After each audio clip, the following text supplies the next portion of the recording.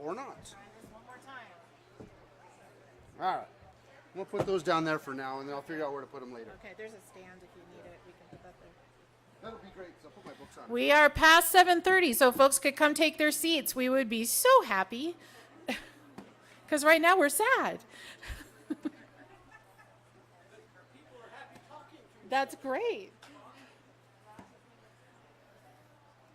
Right now it just looks like nobody wants to come to my party.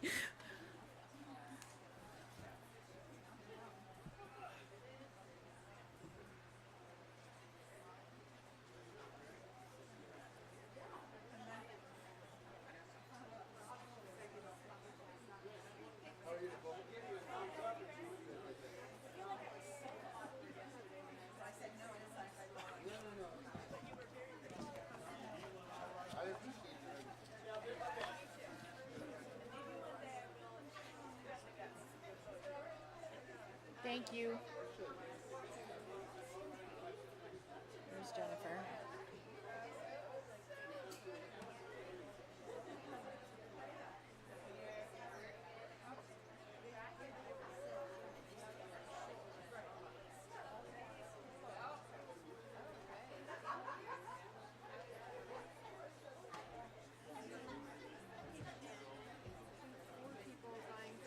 We'll wait, we'll hold it. There's also people like I think so in part. Just let them know. I mean, that they know we're starting. Yeah.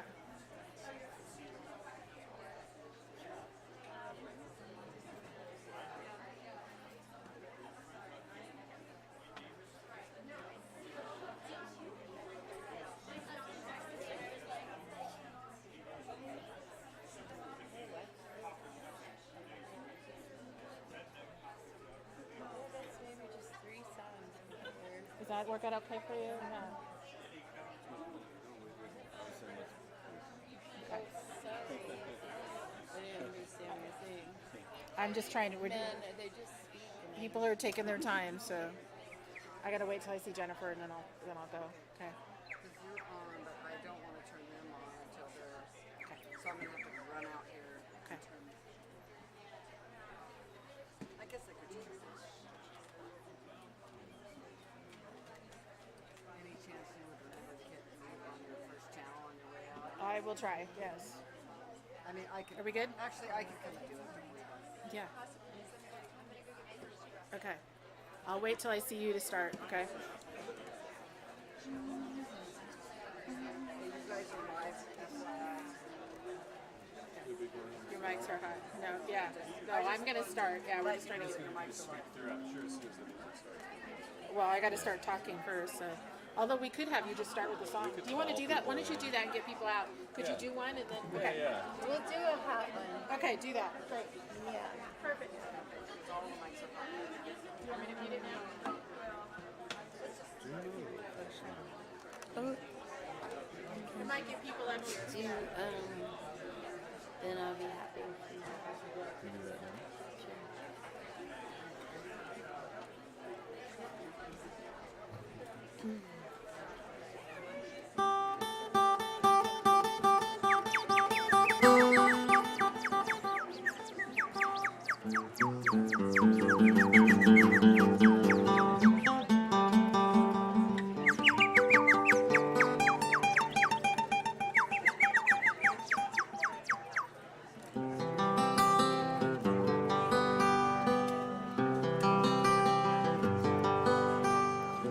First you bring me joy, then bring me sorrow.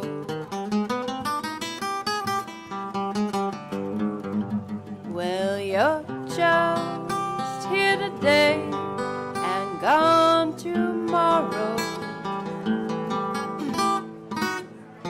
Why can't I have you for my own?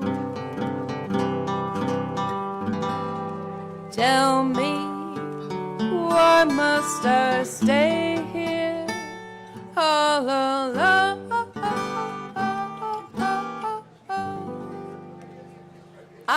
wanna go where you go, do what you do, love when you love, and I'll be happy. I wanna sigh when you sigh, cry when you cry, smile when you smile, and I'll be happy. If you go north or south, east or west, I'll follow you round, sweetheart. Share your little loveness. Wanna go where you go, do what you do, love when you love, and I'll be happy.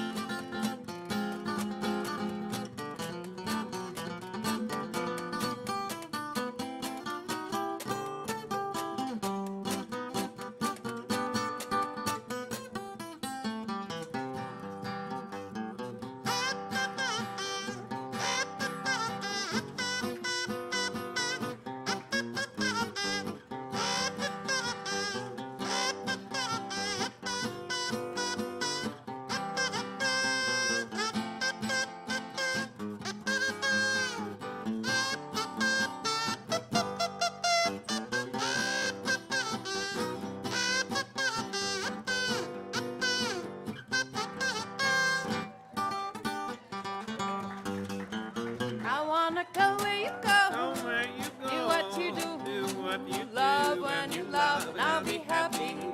I wanna sigh when you sigh, cry when you cry, smile when you smile, and I'll be happy.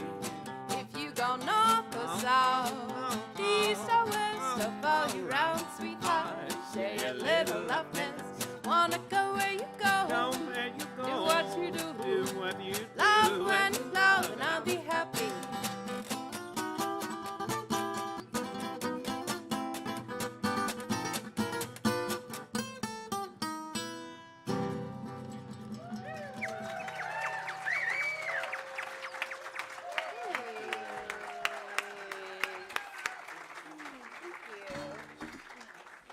Bad Penny Pleasure Makers. You're going to hear more from them soon, I promise you. Yay. Well, this is it. It's the final night of the 37th gathering, whatever it is, Summer Fishtrap Gathering of Writers. I hope it's been a lovely week for all of you. We still have people coming in, so I won't shush anybody yet. So welcome to everybody watching us again online, streaming all week. I want to make sure that y'all know that these recordings of each of these readings are available forever or until Google goes away. So please feel free if you're just going home and you want to replay some of these fabulous faculty readings this week. You want to tell your friends what's happened through this week. Those readings are there. You want to relive this time. It's there forever. So please do that.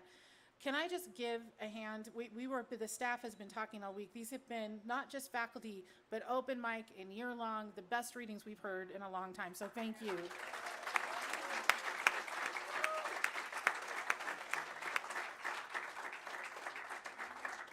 So here's the plan for tonight. We're going to have some fun. We're going to celebrate. We're gonna think about and be reflective about the week. We want to celebrate a week of good writing. We want to celebrate community. We want to celebrate this remarkable place, this home of the Nimipu, that we are so fortunate, and maybe unjustly, that we're here. But we want to make sure that we get to celebrate this place. But we also want to have a little fun in the process. So here's what's going to happen. We're going to have some music. Then we're going to have a few surprises. You're going to hear a fabulous keynote from the wonderful Aaron Abeda, and then stick around. Yes, stick around after that, because the final drawing for the summer Fishtrap registration for Fishtrappers happens at the end. So let me start out. We're going to just start out with some fun, because I said we would. The first two raffle drawings are happening right now. Are you ready? All right. Aaron, would you come draw tickets for us, please? Heck yeah. All right. Okay, this is for the Giuseppe book collection.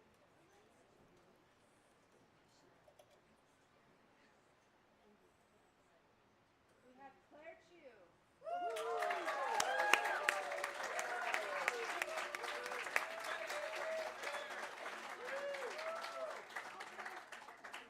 Yeah, we'll have the prizes waiting for you at the end here. So. She's in my workshop. I did that.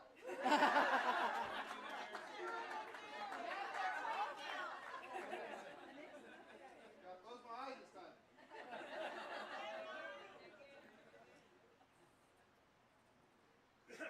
Watch, this will be me. Oh my God. Susan Peshty Schroeder. Yay! That's for the farmer's market basket, and it'll have your name on it and be waiting for you on the table. Excellent. Thanks, everybody. We'll be doing more of these. Don't go away. And folks, please keep coming in if you want to come and join us. It's nice under the tent. We're nice people down here. So before we get going, I thought I wanted to include some stats that I pulled together this morning. Over the past week, we've gathered 115 writers, 12 instructors. We've had 3 scholarship students, 2 fellows, 17 EOU MFA students. You've spent 19 hours in writing workshops. You've had 12 faculty readings, 10 year-long readings, 50 open mic readings, 5 craft talks, 1 panel, 1 tree walk, can't say that everywhere, 1 group art exercise, 1 guest talk from the Wallowa, Nez Perce Wallowa homeland. There have been 3 musicians, soon to be 3 musicians, 2 MCs, and 5 very, very tired staff. So I wanted to thank you for that.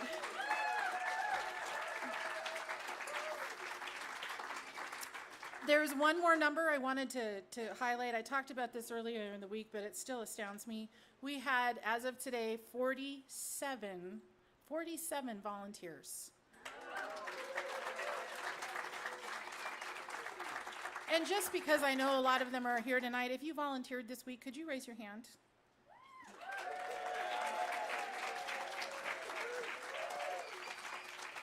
Some of the volunteers took workshops this week and gave us an extra shift. Thank you, Sally. Some just most happened to be in our town and in our neighborhood and our friends, and they feel sorry for us because we're tired. Some of them, most of them, I think actually all of them, it's fair to say, feel that they're very connected to Fishtrap, and I hope you all are too. And they gave back to this remarkable community that you're a part of. So I can't think of a better way of ending a conference on love than to thank those folks for giving us their time. So thank you very much. I think I said at this at the beginning, one more stat. I did another tally, 167 volunteer hours. And we've got another, I think, 9 people coming in tomorrow morning to help us tear down. If you ever want to watch something that could be like on a new movie reel, watch us pull out of here and see how fast we're gone. It's really entertaining. So. I also, one more time, want to thank the Kinsman Foundation, Wallowa Lake Lodge, Eastern Oregon University Masters of Fine Arts and Creative Writing Program. I want to thank, oh my gosh, the Book Loft. Thank you so much. Becky is going to be here until 9:30 tonight selling books, and I'm sure Erin's books will sell out along with the others. Several of the faculty are still here, so if you want to say one more good night to them and have them sign a book, you can do that. She will also be back in the morning, so don't worry. And then if you miss it, check her out online or support your local independent bookstore, please. I also want to thank the Wallowa County Chamber of Commerce, Terminal Gravity Brewing for the loan of those tents. And then, oh my gosh, please, all of the businesses, every raffle package you get, other than the summer Fishtrap registration, which I guess we donated, everything was donated by local Wallowa County businesses and friends. These folks are, when you think, all 47 volunteers, all of the businesses, all the packages, this is a community of less than 8,000 people total in the whole county. And that many businesses and people here support us. We're really fortunate to be here, and it's true that we couldn't do what we do without our local Wallowa County community. And I want all of you who live here and tell all your friends we know that. So thank you very much for that.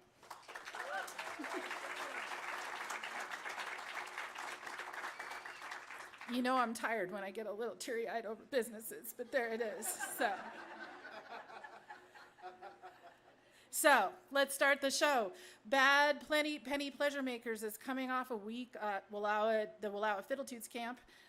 They're New Orleans based, and Matt Bell and Joy Patterson, they met on a blind date shortly after Hurricane Katrina in 2005 and been playing music as a duo with full bands ever since. They play ragtime, acoustic blues, country blues, traditional jazz from pre-World War II America. Matt and Joy have very close ties to Wallowa Lake, spending several weeks here each summer playing music and visiting family. As Mike says, we don't think of them as being from New Orleans, they're locals. So please join me in welcoming Bad Penny Pleasure Makers to the stage.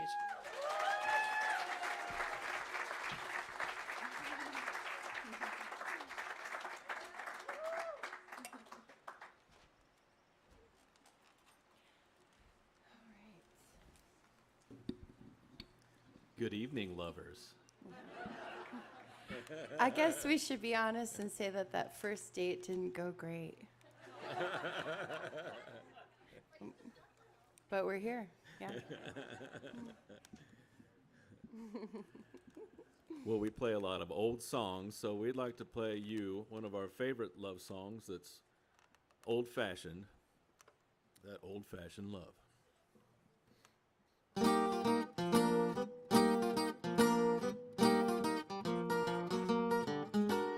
Folks nowadays say old-fashioned ways should give place to things that are new. But somehow I hold to things that are old. Perhaps it's an old-fashioned view.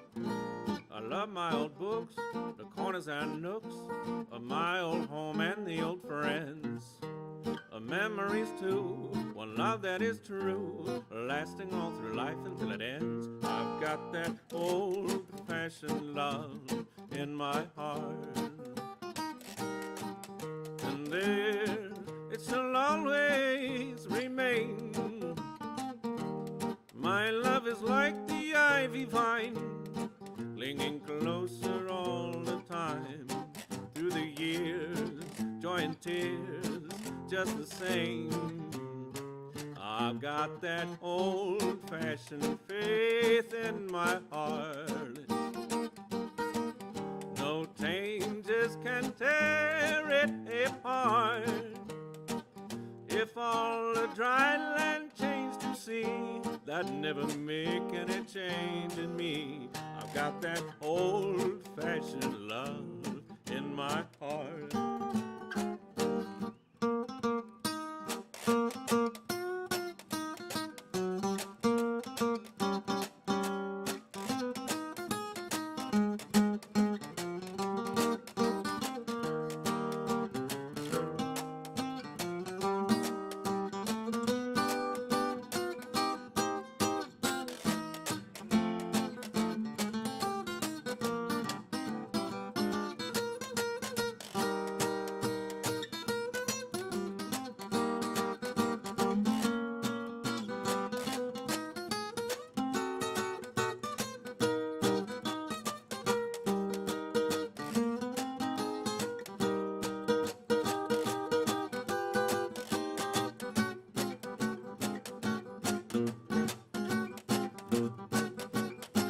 I've got that old-fashioned love in my heart,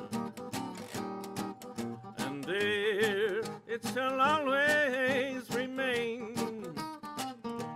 My love is like the ivy vine, clinging closer all the time. Through the years, joy and tears, just the same. I've got that old-fashioned faith in my heart. No changes can tear it apart. If all the dry land changed to sea, that'd never make any change in me. I've got that old-fashioned hope. I've got that old-fashioned faith. I've got that old-fashioned love in my heart.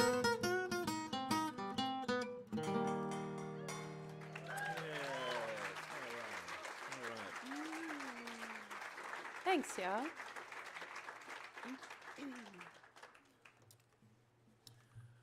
Well, we love singing love songs. It's kind of a good exercise in living together day to day.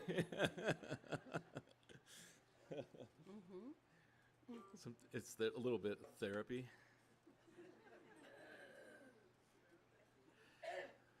This love song, we love the sweet love songs. We love the breakup ones, this kind of sappy sweet ones, the sorrowfully sweet ones, the melancholy ones. But this one we think is the truest of all love songs, because this next song is a blues.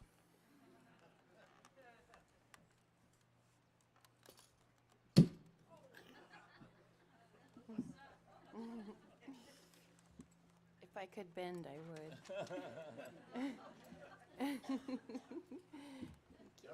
Yeah, thank you. That's sweet of you.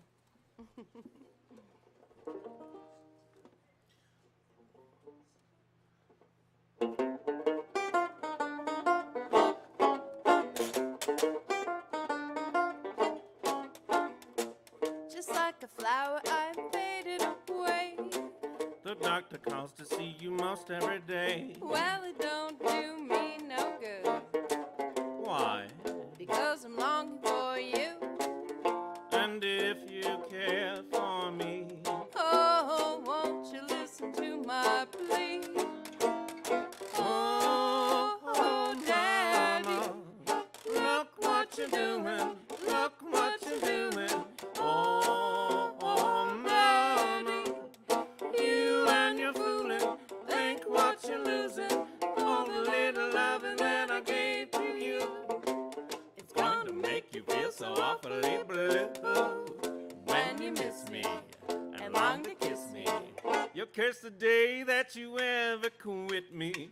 oh, Daddy, Mama, think when you're all alone. Mama, mama, you ain't treating me right. well, you better stop stepping out every night. And mama, Daddy, you won't have no loving at all.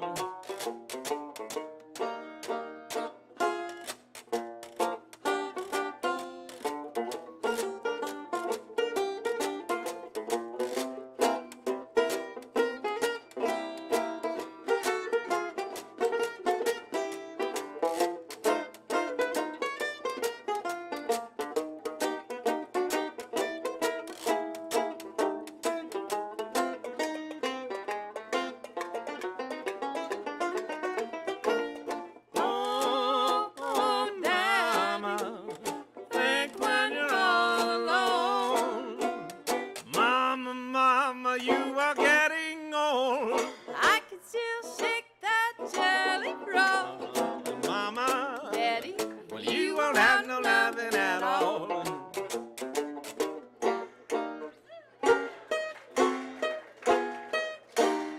You won't have no loving at all.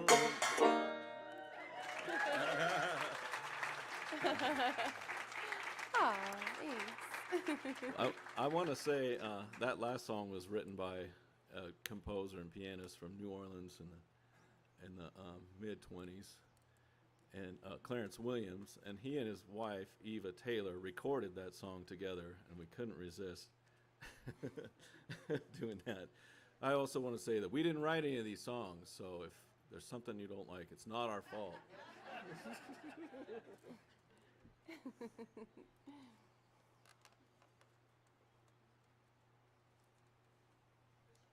What do you want to do, Joy? Wait, what did you say the third song was? Oh, you're gonna do, Oh, yes. Oh. pleasing? Yeah.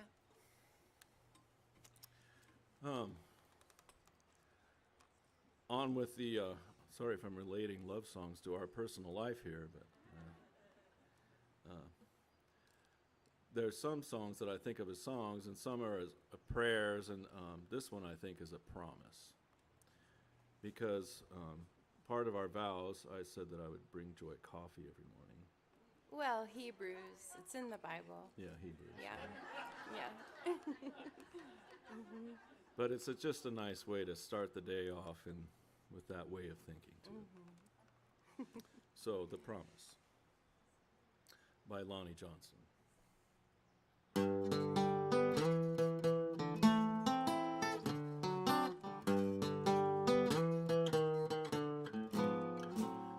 long as I live, I want to give all the love that I have to you. As long as I live, I want to do all the things in life that pleases you. And when the moon's on high and knows the reason why, stars in heaven true know I'm so in love with you. And as long as I live, I want to do all the things in life that pleases you.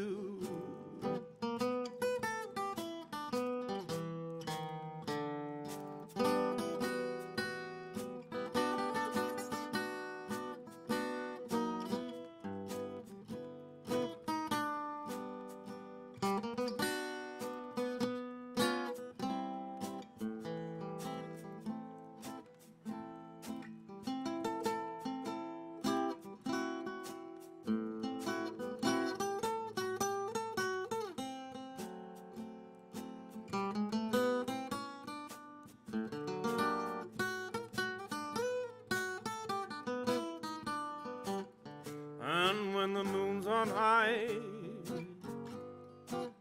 and knows the reason why, stars in heaven true know I'm so in love with you.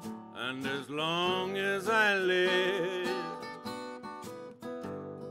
I want to do all the things in life that pleases you.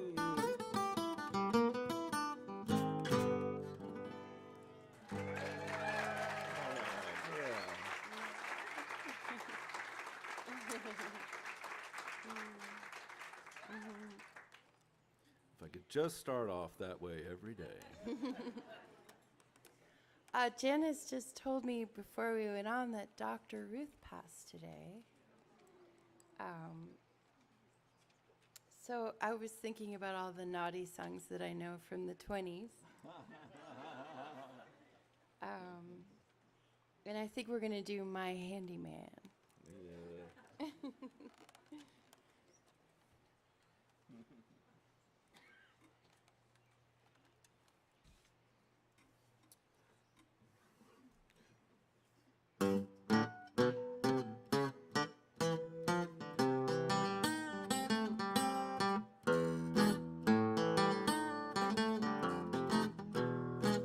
Whoever said a good man's hard to find, absolutely positively sure was blind. I found the best that ever was. Here's some of the things he does. He shakes my ashes, greases my griddle, churns my butter, strokes my fiddle. My man is such a handy man. He threads my needle, creams my wheat, heats my heater, chops my meat. My man, such a handy man. Don't care if you believe or not, he's good to have around. 'Cause when my furnace gets too hot, I turn my damper down. For everything, he's got a scheme. I like the way he whips my cream. My man is such a handy man.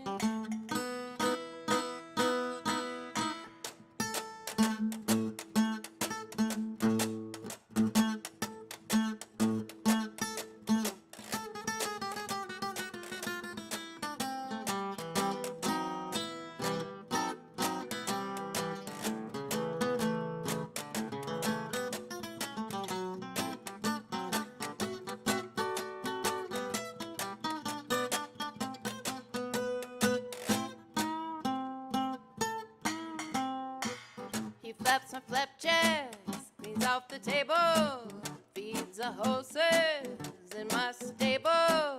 My man, such a handy man.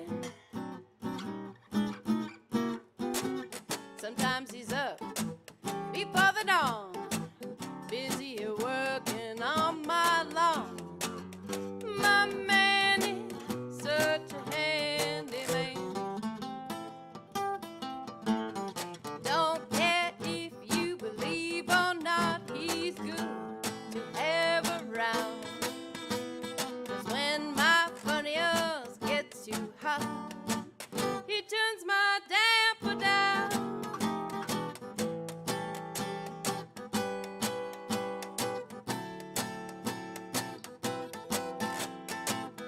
My man is such a handy man.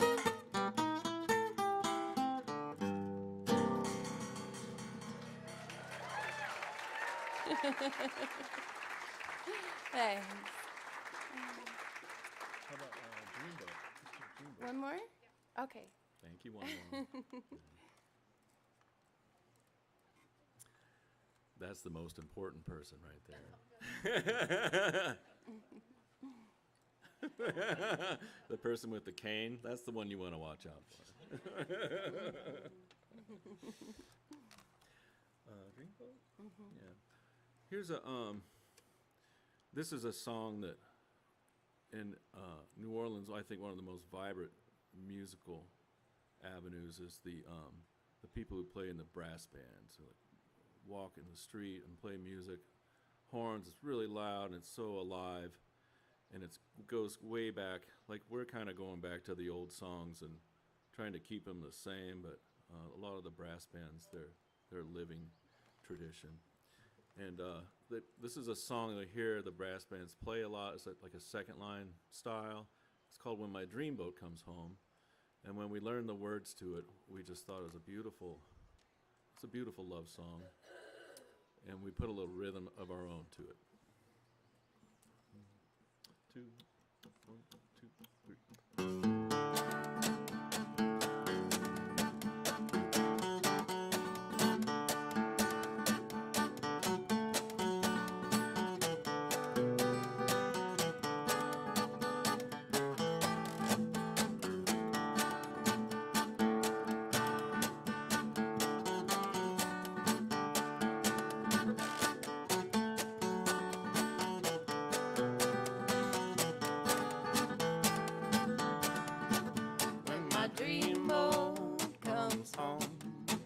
And my love no more will roam. I will meet you, I will greet you, hold you closely, my own. Moonlit waters will sing for the tender love you bring.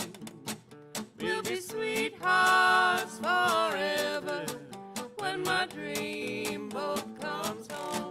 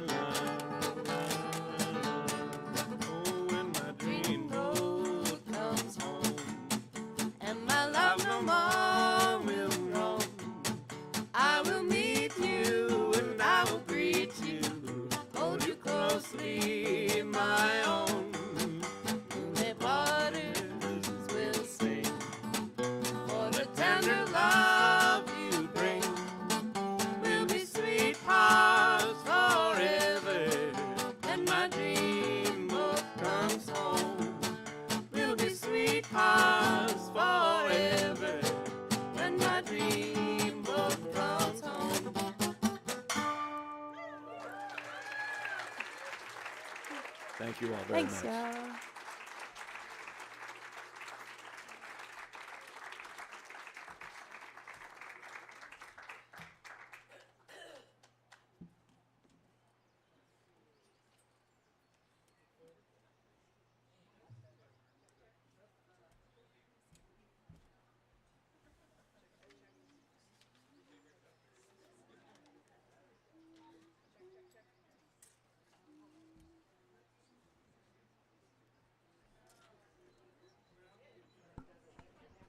Check.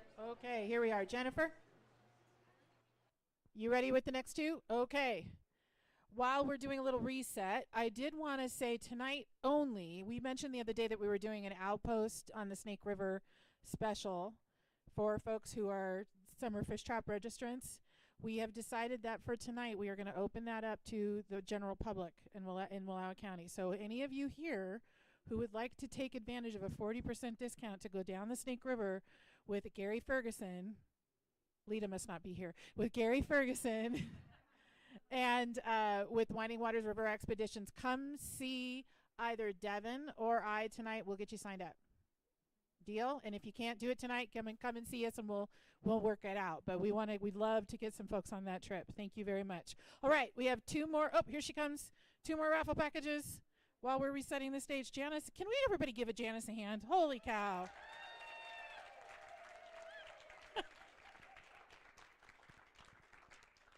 All right.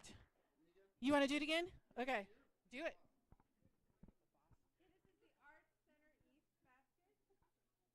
There's wine in that basket. I saw it.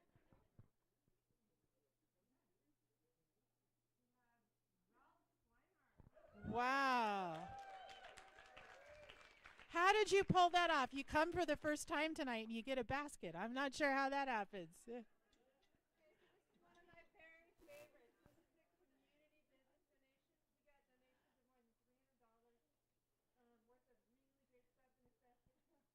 She's tired. Go.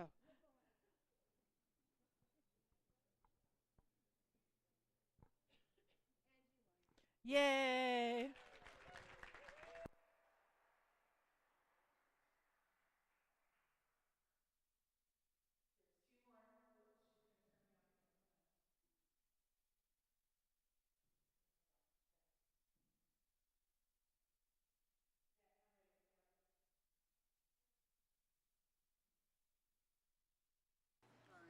Are we good? Yep. All right.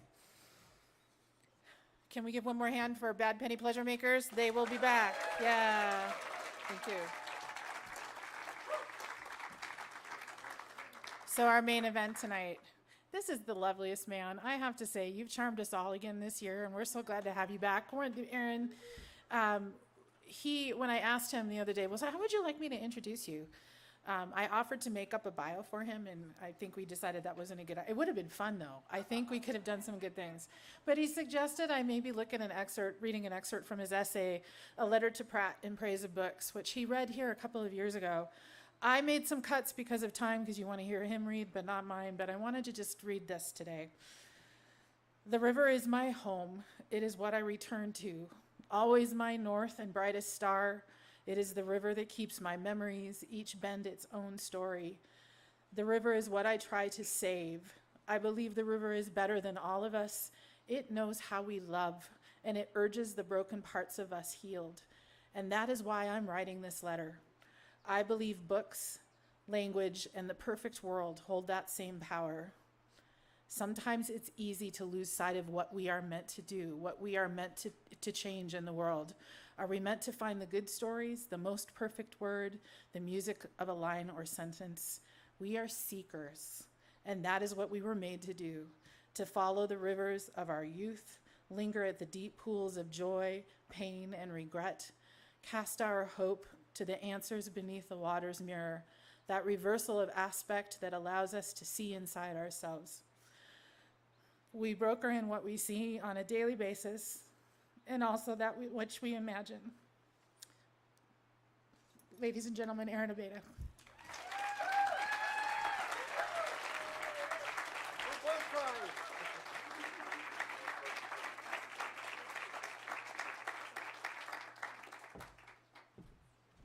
Well, this doesn't bode well. I'm already crying. I'm going to take a few seconds to get set up with the music stand and put my books on it, and I'll be right back. Ladies and gentlemen, Janice Carper.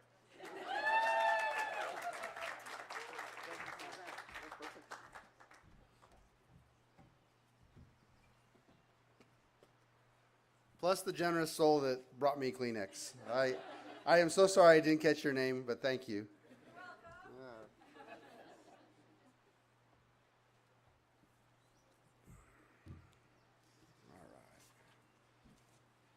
So I am beyond blessed and so grateful to be here tonight. This week, in the presence of so many wonderful people, I know that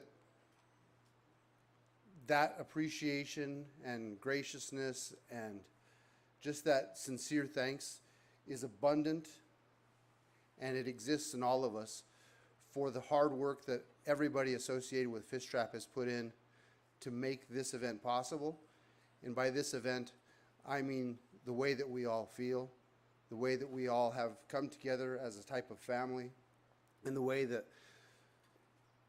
I just don't know that I've felt anywhere else on the planet at a writers' conference.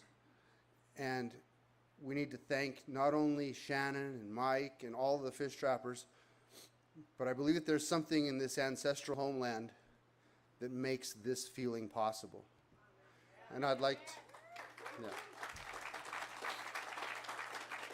and I'd like to acknowledge that, because without that feeling, what we do as writers becomes more and more difficult. It might even be impossible without that sincere feeling of love and gratitude and grace, which enters us daily, constantly, without cease, because we need it to. Because it is the most important aspect of our lives. Our artistic lives, that is. So with that, I'd like to acknowledge my beautiful wife and daughter who are watching online. I'd like to acknowledge my sister and my brother-in-law and my niece. So Anisha, Hal, Ashlyn, thank you for making the trip. I'd like to acknowledge and thank all of the wonderful faculty that were here this week.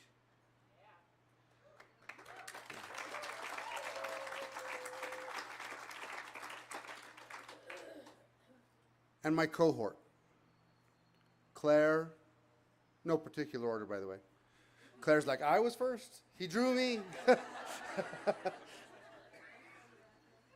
Yeah, Claire, Susan, Suzanne, Mike, Paul, Kirk, Chuck, Janice, Sally, Linda, and Harold. You were wonderful. You were amazing. And thank you so much for your generosity, for your kindness, for your grace, for your beauty, for your writing, for your commitment to what we all love. So, anyway.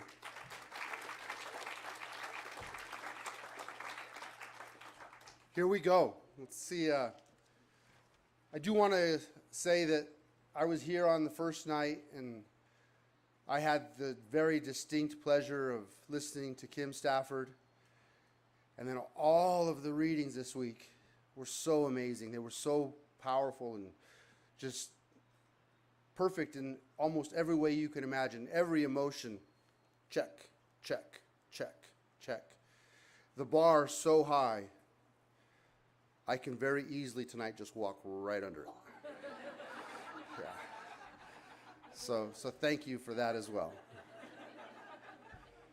All right, in all seriousness, I'll go ahead and get started. Thank you to the Bad Penny Pleasure Makers. That's hard to say. For your wonderful gift for that music. Stick around, they're going to be here afterwards. You want to hear, I think, at least I believe, about my journey and what I believe that writing is and could be and should be. And so with that in mind, I'm going to tell you a little bit about myself. I'm going to tell you a little bit about my story. And hopefully that those things resonate with you as writers, as people who are capable of essentially changing this planet, changing our world, and most essentially healing those that are blessed enough to read our work. So I live my life by 5 H's. I believe they are the most important part of how I conduct myself on a daily basis. I believe they govern what it is that I write.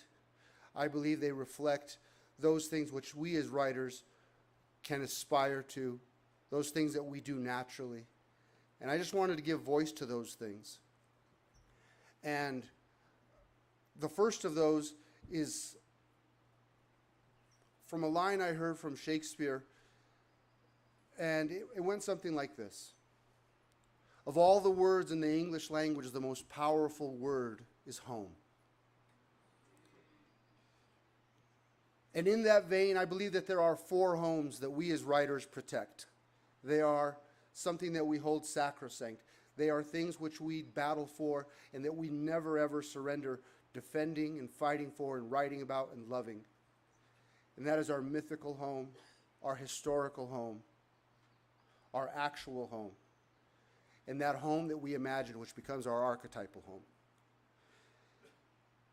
But as I begin to ponder that a little bit more, as I thought about that line from Shakespeare, as I was telling my cohort this week, I come from a small community in southern Colorado where the median household income for a family of 4 is $21,000.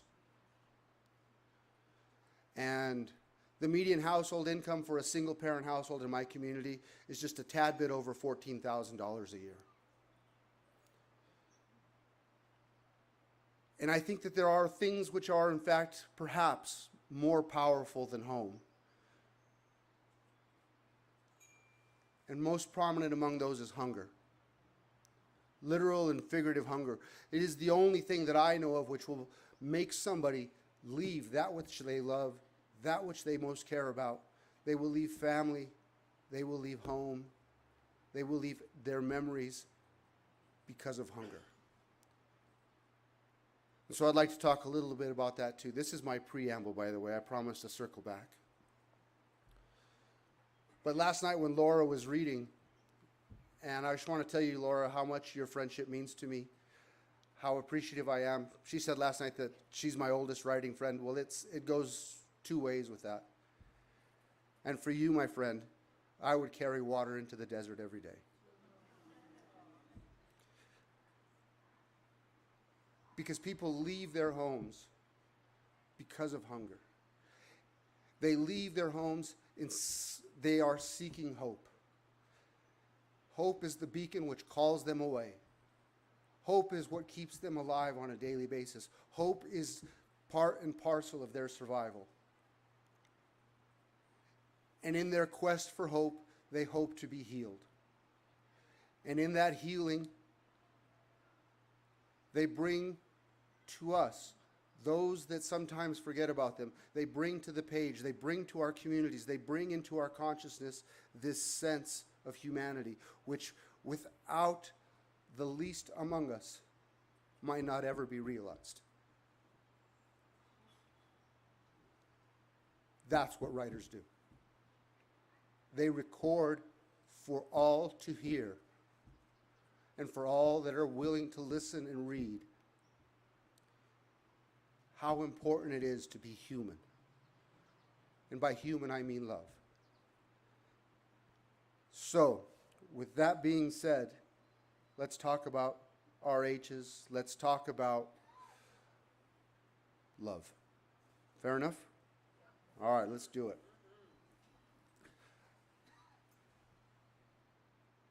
I grew up on a ranch, cattle, sheep, few pigs, some horses which hold a very dear part of my heart and memory.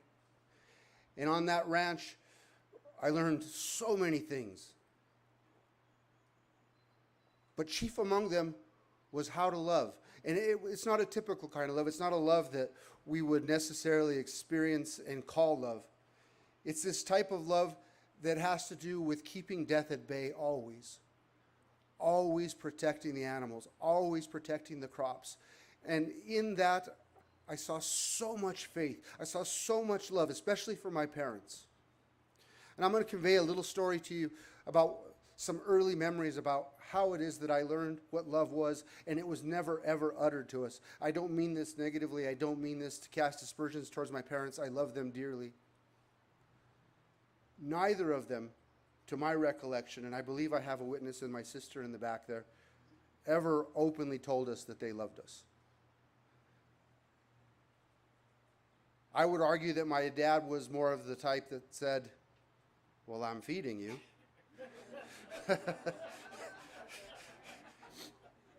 Ain't that the source? Isn't that the truth? And my mom, with her faith and with her kindness, with her compassion, she was the perfect foil to that other type of faith that my father exuded. And I'm going to tell you this story. When I was a little boy, we had planted barley. And we irrigated, by we I mean my brothers, I was still too young, my cousins, we irrigated this field daily for months. And the barley was beautiful, and it came up and it was green and it was thick. And then it started to crest and get full of seed, and it started to golden the way barley does when it just becomes so close to being harvested. And in that near perfect moment, we had one of the worst hailstorms I can ever remember. And that field was laid to waste in an instant.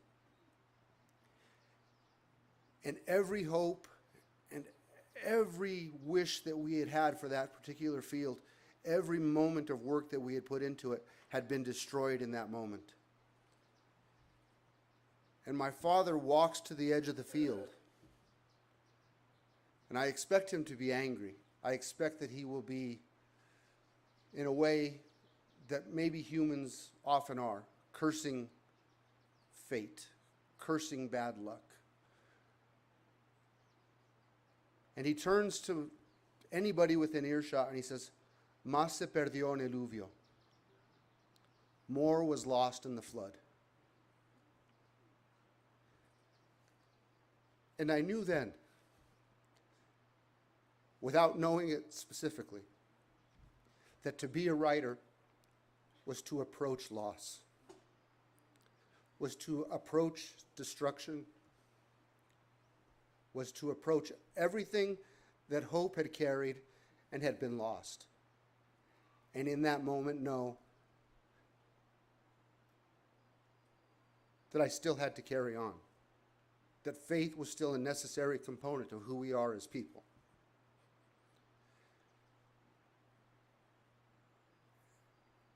And so we keep death at bay. And another way of saying that is that we save lives. As writers, we save lives. Every time we put pen to page, every time we type something, every time we send something out into the world, we are there to save lives. We are against forgetting. We are against being marginalized. We are against those that live in darkness, those that live in shadow, those that live in loneliness. Because we carry that weight for them. We bring our hope, our home, our healing, our humanity, and our faith to them so that they might find a home on the page with us. I hope that makes a tad bit of sense. I hope it makes us realize that the work that we do so often alone, in this solitude, the work that we do is not only important for the sake of those that will read, but how it will transform the lives of those whom have read it and make them better. And that's what we do. Over and over and over again, we make things better. So returning to the source of love, I'd like to read a couple of quick excerpts. The first is about my mother, and I'm 7 years old, and this is back when you weren't allowed to go into the hospital when you were 7 years old. Apparently you were like a walking petri dish or something. They made you stay in the lobby. You couldn't even go in the elevator, right? You'd contaminate everything. So my older siblings and my dad were able to go up to see my mom, who had just had a miscarriage. And my dad tells me, well, if you go outside, you can look up and we'll have your mom come to the window and wave to you.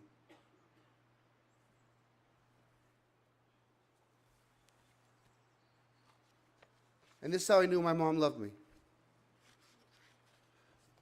Apishapa, my heart-shaped sister.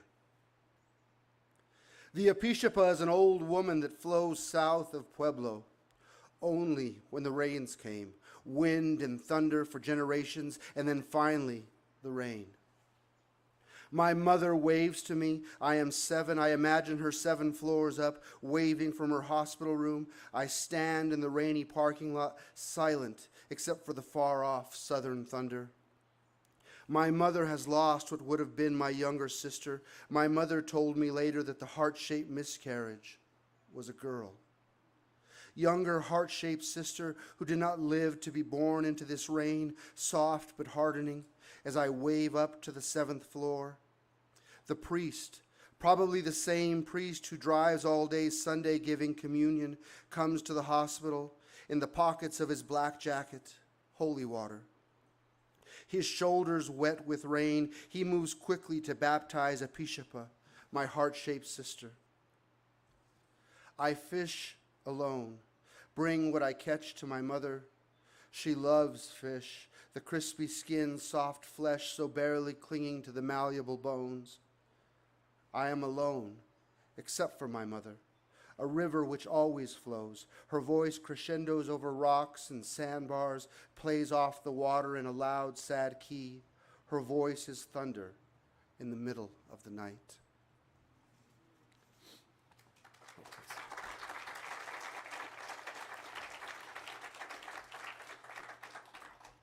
And I've already mentioned my father, and I'm just going to read a couple of excerpts from a poem called The Elk Calf, so that you get a little sense of a man in my life who is very representative of the men in my life. This is a poem called Elk Calf. It's just an excerpt. I am looking for scattered sheep in the wilderness. The herder has fallen ill, I am on foot. The horse is in the wind, the horse is smoke, the horse is pollen, the horse is ghost, and the dogs have no loyalty to me. I will not find every sheep, it has been too long. The herder sick for 5 days. I am only 11, but I know what death is. I have seen the violence of what dogs can do, the neck wounds that only coyotes make. I imagine the calf female, weigh her with my eyes. 40 pounds, I tell myself. Small bits of bark, twigs dark as morning dark, spruce needles, the gold of dying things, cling to the still wet animal, her amniotic sac, a yellow shawl on her shoulders, ears wet, the placenta and cord at her nose. I pray to God silently that I am allowed to witness this. I pray because that is what my abuelita has taught me to do. I dare not touch what my touch will doom for having touched. As a man, I carry this anger. It is untraceable, yet I know my father taught it to me. With his blood, with his stories, he loved all of us enough to teach us not to trust. Even so, his eyes have in them the dark well of mercy. The vine of flower is watered by fire, and it is my life. O dear and brutal day, do not seep into my young heart. Dear Lord and dear St. Francis, look over the newborn elk calf. May her mother hear her chirp. May her mother lift her head. Run toward the sound, and may all living things that have not yet done so, dear Lord, may they suckle. O dear and brutal day, whose light is pillars through dark arms of spruce. O dark and brutal day, here where I stand at the edge of death and birth, protect me, O small voice, that was me 1,000 years ago. Tell me, lead me away towards safety and living sheep. Small voice that was me so long ago, let me sing later. Let me not know too much anger. Let me sing forgiveness. Let me know, remind me, O small voice, that my Father has set me here alone because he loves me and understands that men must know their fear if they are ever to love.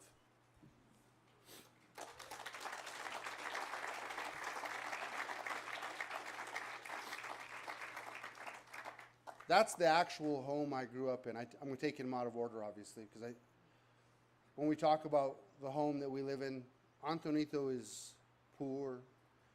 Antonito is beset with so many daily tragedies, tragedies that walk on 2 feet in plain sight, tragedies that are your friends and your neighbors, tragedies that you remember when they were beautiful, when they were whole, when they were unbroken.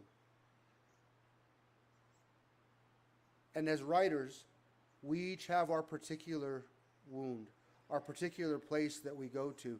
And 2 years ago, I conducted a workshop here whose title was "The Wound is the Well, and the Ghost is the Bucket." And what's in the well comes up in the bucket.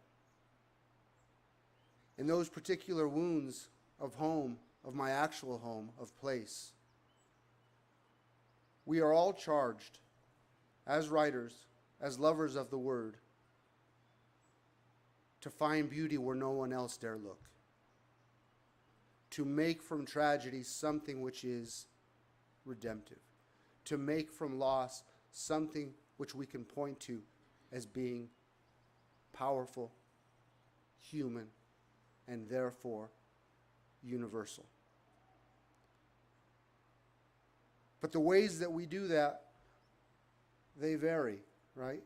And I don't think we can do it alone. I think we need our myths. I think we need the power of story. I think we need something magical to happen in our lives to remind us that those things have already been dealt with by our ancestors, by those that came before us, that those ancestors have foresuffered for us, and that their stories have become legend. Their stories have become myth. Their work has become magical because we have rendered it, because we have grasped it as a way of knowing how to cope, of how to live with the tragedy and the difficult and everything that we see on a daily basis.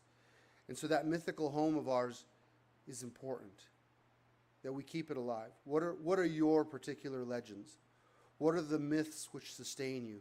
Who are your heroes that don't come home in the evening, but live and reside in your imagination?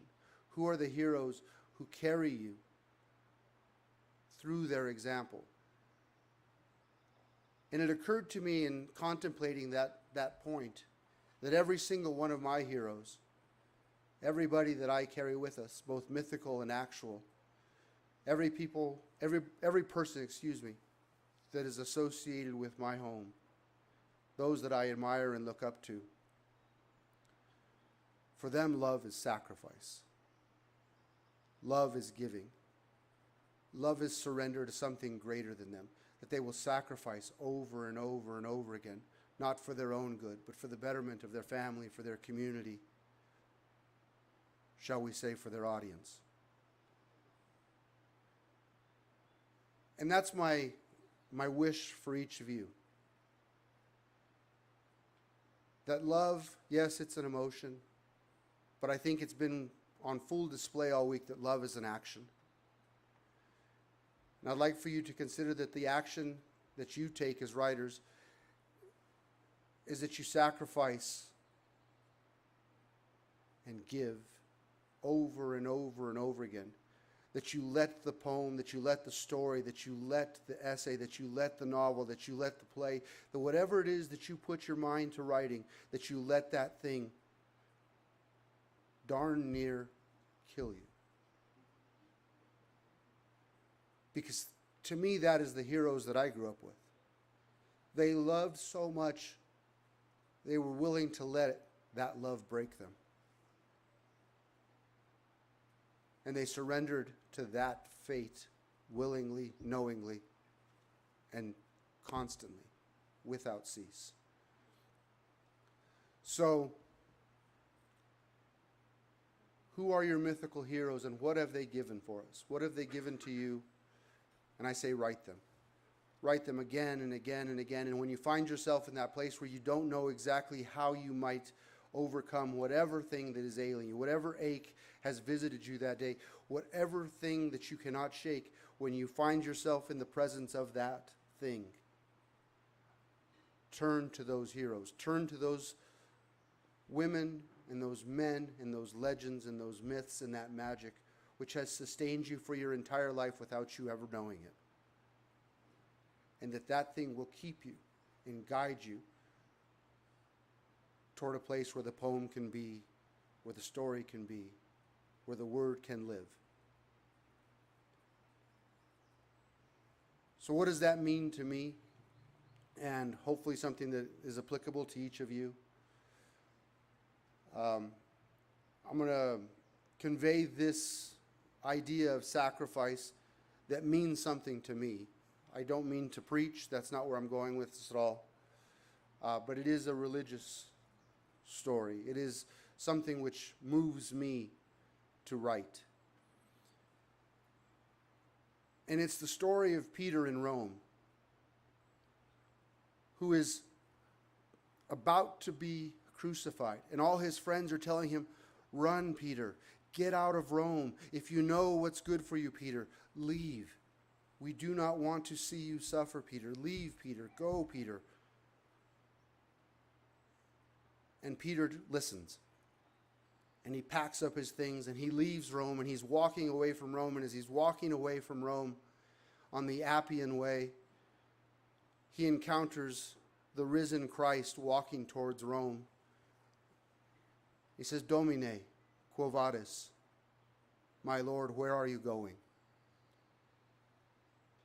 And Christ responds, to Rome, to be crucified again.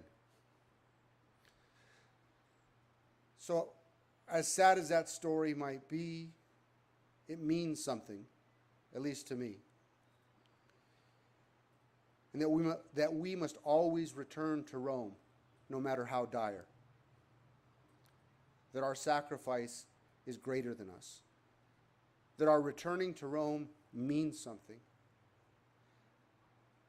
And that sacrifice that we make for those on the periphery, for those without a voice, for the subjects that we devote our lives to, that those sacrifices mean something. And that sacrifice is greater than all of us. And that is love. And that is an action. And in that moment, we have restored our home. We have let our myths carry us. We have written about our actual home. And because we do our work and we do it well, and because we love so much what we do, we have created a new world, a better world, an archetypal world where we can exist as a perfect example of how we should be, of what we should do, of how we should act, of those things that we, as writers, as lovers of humanity, can bring forth in each and every one of the people that we love, and even those people that don't even know us. It's a pretty damn tall task. It's a difficult order. It's a difficult thing to always return to Rome. Turn around. I'm asking you. You don't have to listen. By God, you don't have to listen. But I hope that I was telling my group this week, there's a line by Muriel Rukeyser that I really love. Very simple. First a no, then a yes. We say no because it is difficult. We say no because it is dangerous. We say no because it is scary. We say no because we don't have time. We say no for any number of reasons. We make all these excuses, but we definitely know we cannot turn away from that which sustains us. First a no, then a yes. First a no, then a yes.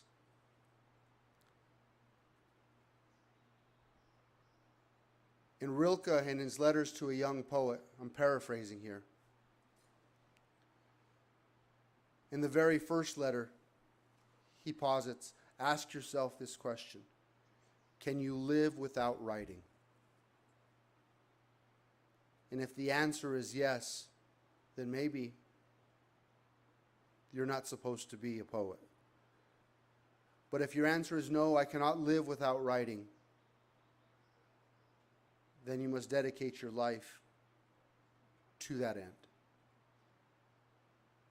And however you view that, however you interpret that, ask yourself that question: can I live without writing?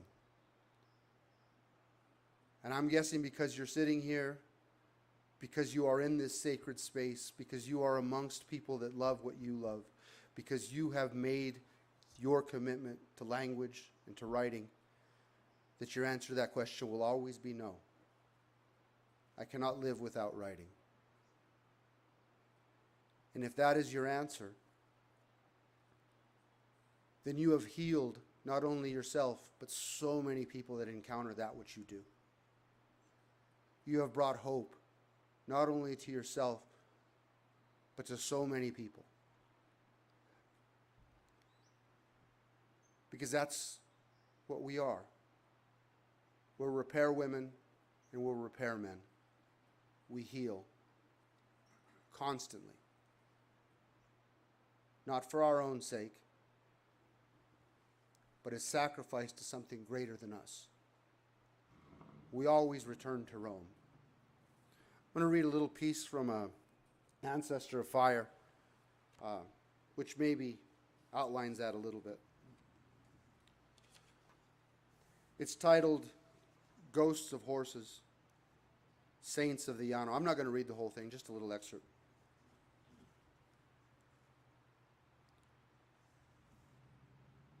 I have come here because of love. I know this. I know these scattered stones are not for gathering. These ghosts of saints are not for riding. Those times have passed. Parts of me are broken forever. I came here for pity.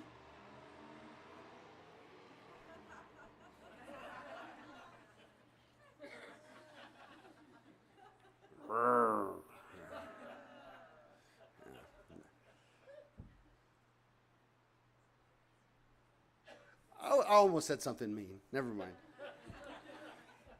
I came here for pity. I came here to be better. I came here knowing so few will ever care. This haunting carves at soft wood. I am at the camp where I burn the miscarriages, offer them to smoke and llano. I am here not because of aspen, nor pinon, nor cedar, nor pine, nor cottonwood. I am here because of loss.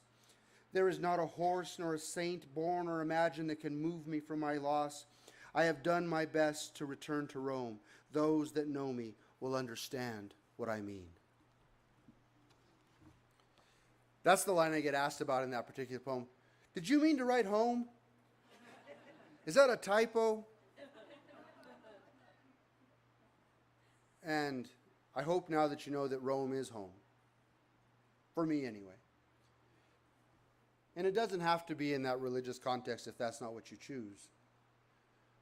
But what you return to over and over again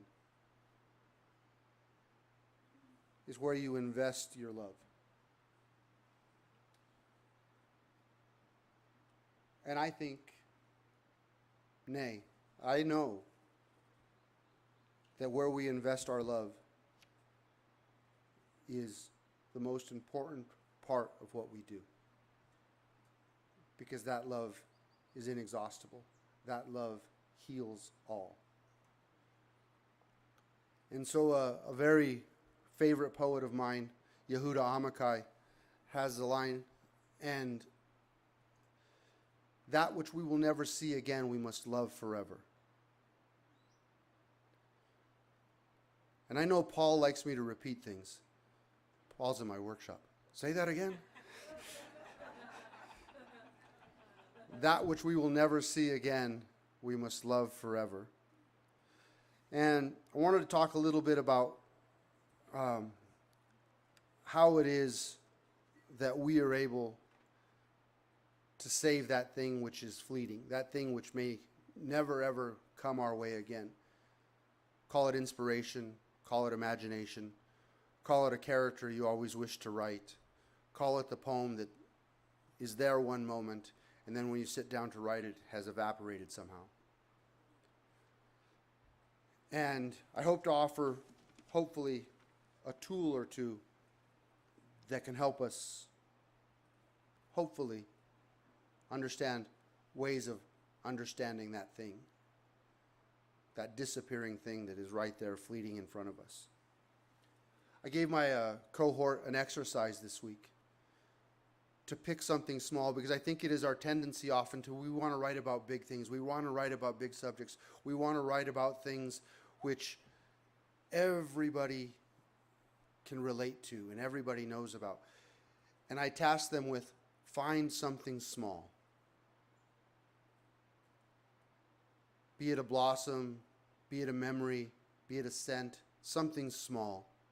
And find that small thing and let it stand for so many things, but these 5 things in particular. Let it stand for exile. Because each and every single one of us has been cast aside at some point. Every single one of us has wished to belong at some point. Every single one of us has felt as though we have been neglected, abused, or otherwise not listened to. And let that thing be your exile, and it will always come to heal you. It will always come to represent your home. It will always provide hope. It will, in my opinion, show who you are. It will reflect your humanity over and over and over and over again. Let that thing be your exile. Let it be your pain. Let it carry it for you. Because it is small, but it is mighty. It is sometimes difficult to see, and that is what we do best. We see better. We see what nobody else sees. We listen to what nobody else hears. We are able to find in the smallest of things our exile, our music, our muse, our faith. And if you look closely, and if you pay attention, and if you look closely, and if you look closely, and if you dive deep down into that thing, you will find yourself. You will find yourself looking back at you. And it will be you as a child. It will be you when you are happy. It will be you when you are old. It will be you when you are living your life. It'll be all of those moments that you carry with you. And I say this sincerely. We have carried those poems and those stories. They have been in us for centuries. They have been in us before we even knew how to speak them. They have been in us before we even knew how to dream them. They have always been in us. And when the moment comes, we summon them. Or they summon us. I don't know which it is. But somehow or another they are summoned forth, and we see them in the bend of a river. We see them in the way someone we love whispers to us. We smell them in an irrigated field of alfalfa. We know forgiveness because a horse has dared and trusted us and come to eat from our hand. And that is faith. And that is love, and that is home, and that is healing, and that is exile, and that is music. And it is everything that we ever wanted. And all we have to do is what we do best. Pay attention. Pay attention. I conveyed this story earlier in the week from Thornton Wilder's Our Town. I'm guessing a lot of you are familiar. And Emily, who passes away in childbirth in the play, she goes to the stage manager. You have to understand the stage manager snaps his hand and everything stops, right? Snaps his fingers, I should say. And everything stops. He is in control. And Emily asked this stage manager, this godlike character, let me go back, let me go back, let me go back. And he says, you don't want to go back. You don't want to go back. Don't do it. Don't do it. And she begs, please. And he tells her, don't pick a day which is too important. Just pick an ordinary day. Just pick a day, but nothing big. No birthdays, no parties, nothing big. So she picks an ordinary day.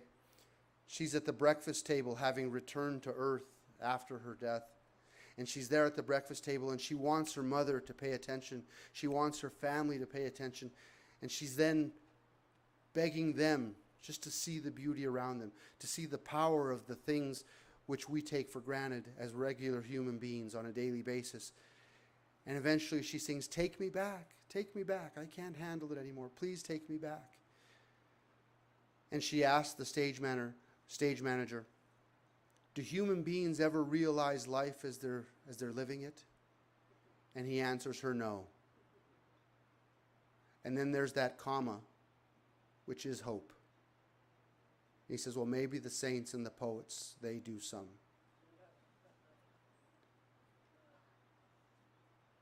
Notice that which is around you. Notice the people at your side. Notice the grass at your feet. Notice that this homeland that we are on is not ours. Notice that the homeland that we are living and returning to was not ours either. But know that we are capable of making those things that we find in that place, those things that we might ignore on a daily basis if we weren't writers. We are capable because we are so powerful, because we are magical, because we love so much that fire that comes over and over to renew us. Every day, we love so much that thing that we notice what nobody else will notice. That we take heed and we make that thing stand for love and for home and for hope and for healing and ultimately for our humanity.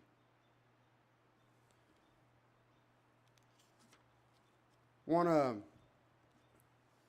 end with a little bit of gratitude felt deeply by me for my mentor, who I don't think is watching tonight, but I can tell him as long as Google is a thing, it will live forever. My mentor is Bill Tremblay, and I love him dearly because he taught me so many things, and so much of what I said tonight and will continue to say, I learned from him because as a grown man, he taught me how to read. I knew how to read since I was a kid. I knew what words were. I knew what sentences were. I was actually a pretty darn good reader, as fluency goes. But he taught me how to understand the power of language, its effect on the human soul, its ability to represent who we are and carry us and sustain us. And so for Bill, I'd like to read a poem titled Reading Lesson, or The Ghost of Clifford Brown. And before I read that and before I sign off for the night, Laura, Stephanie, Sam, Sharma, Tim, Perrin, Kim, Rena, Elliot, Amy, Nina, it has been my pleasure. It has been my joy. It has been my honor to be here this week with you. Each and every one of you has done amazing things to make me a better human being, to make your students better, to make this world better, to bring love into action for each and every one of us. And for your grace, for your commitment to making words, for your commitment to teaching, for your love of family, for everything that you hold dear and you sacrificed for us this week, thank you. Thank you, thank you, and thank you, and thank you, and thank you.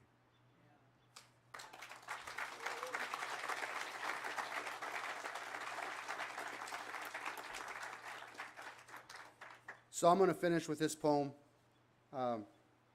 It's titled Reading Lesson, or The Ghost of Clifford Brown. It's for Bill Tremblay, who I called Guillermo. So if you hear Guillermo, like, who the hell's Guillermo? Well, that's Bill.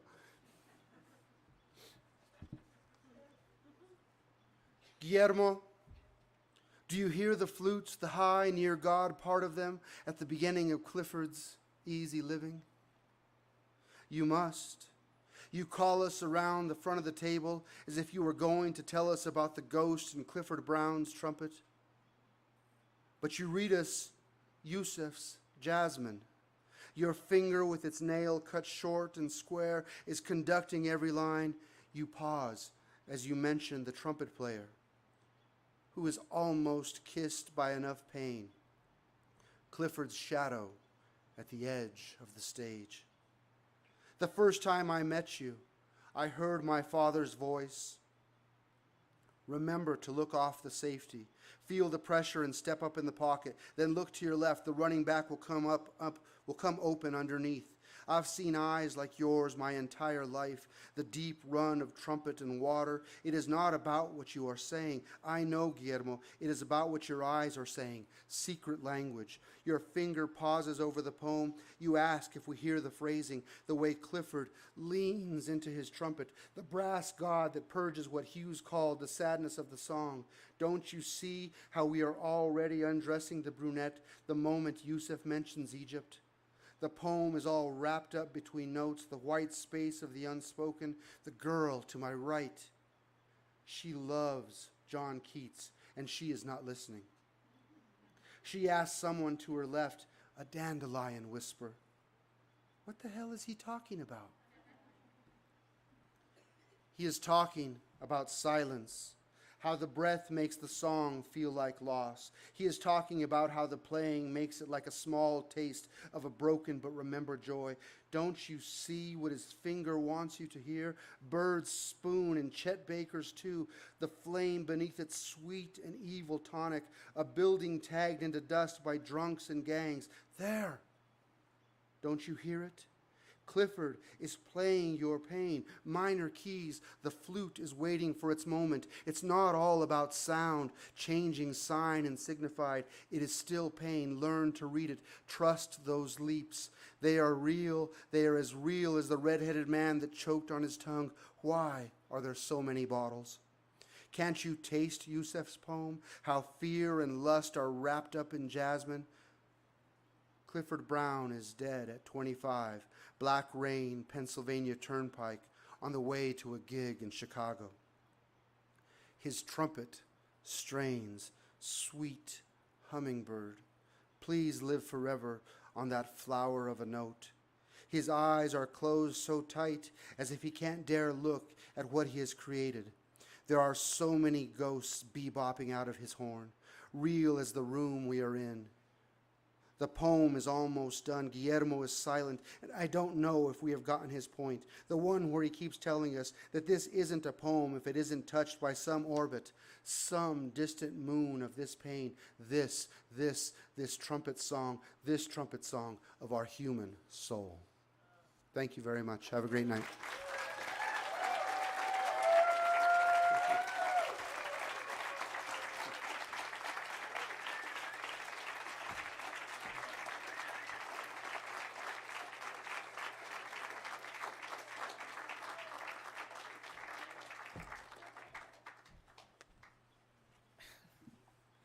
I can't thank you enough. Thank you so much.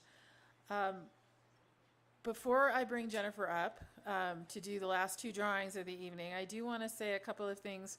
First off, there's been lots of folks thanked, and we've thanked my staff, but I want to point out, he hates it when I do this, but I'm going to do it anyway. This event would not have been possible without Mike Midlow, so could we all give him a big hand?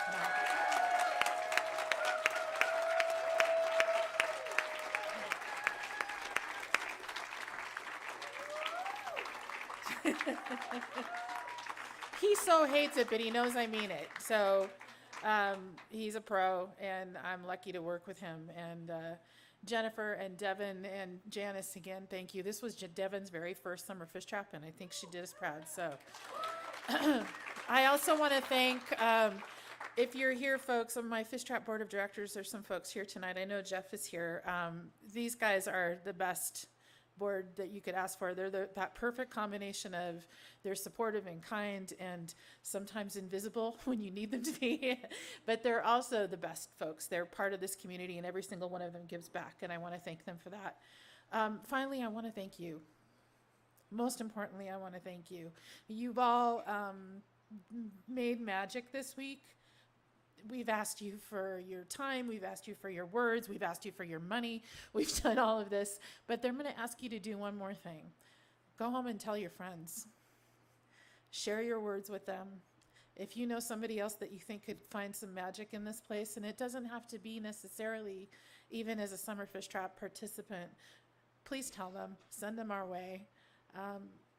The best folks that come here, the best people that come through this place come from recommendations from friends. My words have stopped.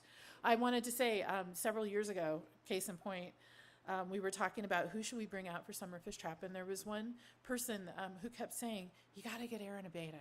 You got to get Aaron a beta. And he kept saying this over and over and over and again in between his fishing trips and his guiding. So I want to thank Cam Scott and Laura for introducing us to Aaron. In a few weeks, Summer Fish Trappers, Mike's going to be sending out a survey. It's also an opportunity for you to tell us if there's someone else that you think should be here. But most of all, please come back. So with that, and maybe one of you will get to come back for free. Jennifer, where are you? Okay. I come on up. Yeah, you need me to move. She needs me to move. Okay. No, I just want you guys to do it in front. Yeah, so you need me to move. Yes, that's what I was going to say. Get off. She says, get off. All right, get off the stage, she says. So, before we draw this, if you signed up for the silent auction, the winners are on the board, on the whiteboard on the back by the tent there, correct? Yes. I did it right. Okay. All right, this is for the very last Raffle. of The season. This is the signed faculty books. So yeah, very exciting. You want to do one more, Aaron? Yeah, sure. All right. Careful with your big margarita bowl thing.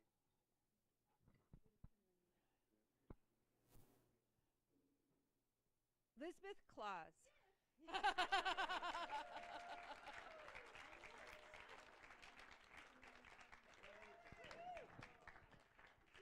She said yes, I knew it. All right, Jeff, do you want to come up here and draw this last one for us? This is Jeff Fields, our board chair, who's a wonderful, wonderful. Please give him a hand, even if you don't know him. If you did, you'd love him even more. So there you go. Jeff, this is for the Fish Trapper free summer Fish Trap registration. And if you draw one of us, you got to put it back. But that's the, all right.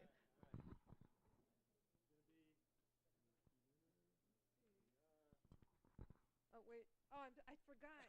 You guys are supposed to wear these. The love glasses. They totally don't work, though. So it's showing Annie Tho, who is a fish trapper who is not here this week. So we'll draw one backup, but I'm not going to tell you who that is. So we're going to call her first. So what we did is everybody who is a fish trapper, whether they're here or not, got entered into that. So that's what we'll do. So, all right. We are going to bring back Bad Penny Pleasure Makers. When they come back up, you are welcome to go inside, grab a cocktail, come back out, listen to these wonderful folks, do a little jiggle. The bookstore is open. You can buy some merch. Give everybody a hug. I want to thank you for everything. We'll be back here tomorrow morning for the EOU second year MFA readings for those of you who are here. That's open to the public too, so please join us. And with that, good night. But please stay. Not totally good night.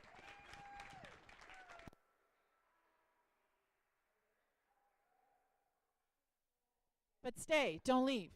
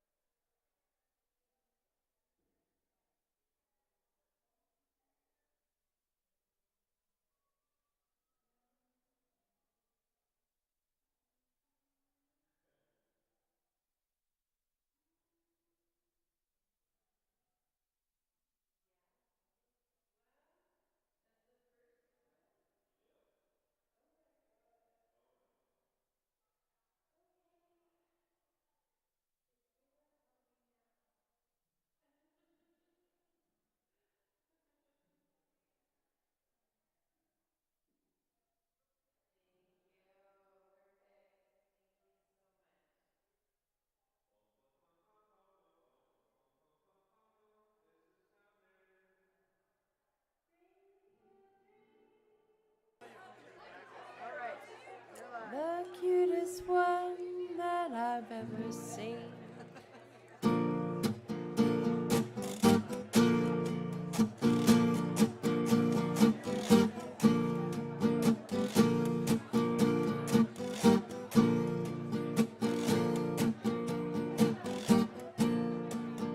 Baby, when I met you, there was peace unknown.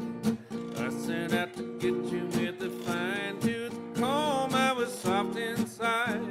There was something Please sing along. going on.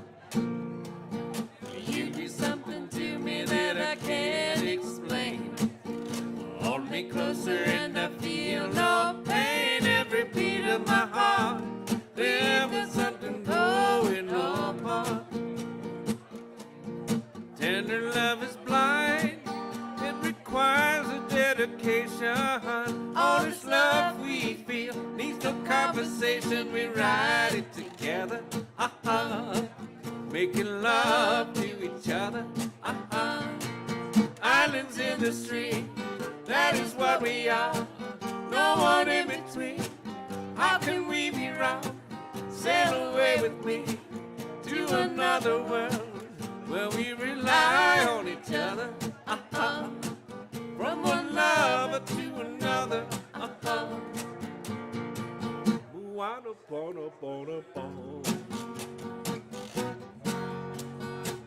Hey, hey, hey, hey, yeah. I can't live without you if the love was gone. Everything is nothing if you've got no one. I'm soft inside, slowly losing sight of the real thing. And that won't happen to us, and we've got no doubt. Too deep in love and we got no way out. And the message is clear. This could be the year for the real thing. No more will you cry, baby, I will hurt you never. We're starting and as one, Enough forever, we can ride it together. Love to each other. Islands in the stream, that is what we are. No one in between. How can we be wrong? Sail away with me to another world where we rely on each other. From one lover to another.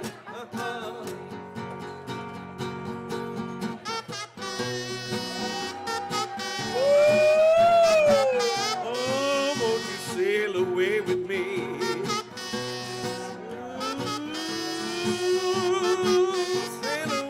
Sail away with me.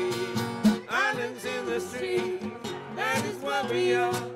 No one in between. How can we be wrong? Sail away with me to another world where we rely on each other. From one lover to another. Islands in the street, that is what we are. No one in between.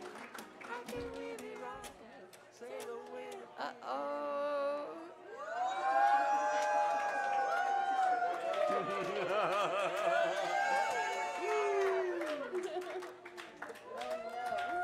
Oh my goodness.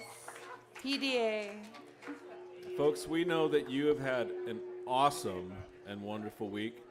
We would like to encourage you to feel awesome and do whatever you want right now. We're going to keep playing music out of love. And we want you to have a great time. And we're going to keep playing all kinds of love songs, and we love all of you. If you need to push the chairs out of the way to just get a little boogie fever going, please be encouraged to do so. And if you need to go lay at the end of the river and just look at the stars and take it in just from a long ways away, that's great too.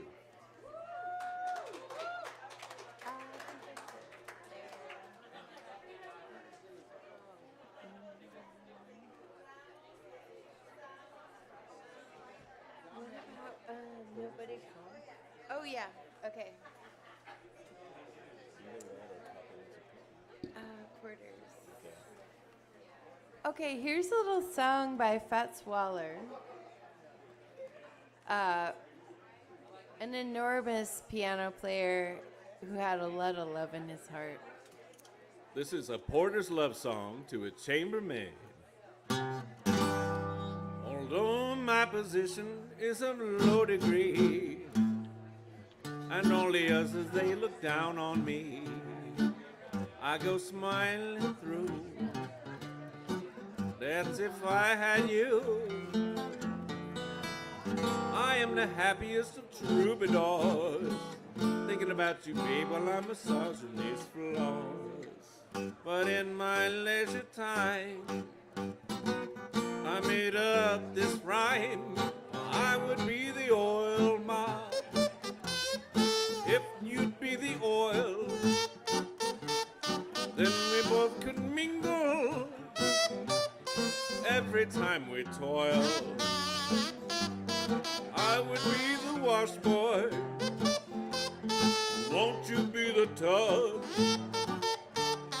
Think of all the fun things you and me could rub a dub. I would be your shoe brush. Darling, won't you be my shoe? Then I keep you feeling bright, babe, by rubbing up on you. If you be my razor, then I would be your blade. And that's this porter's love song to his chambermaid. Why don't you zazoo that kazoo for me?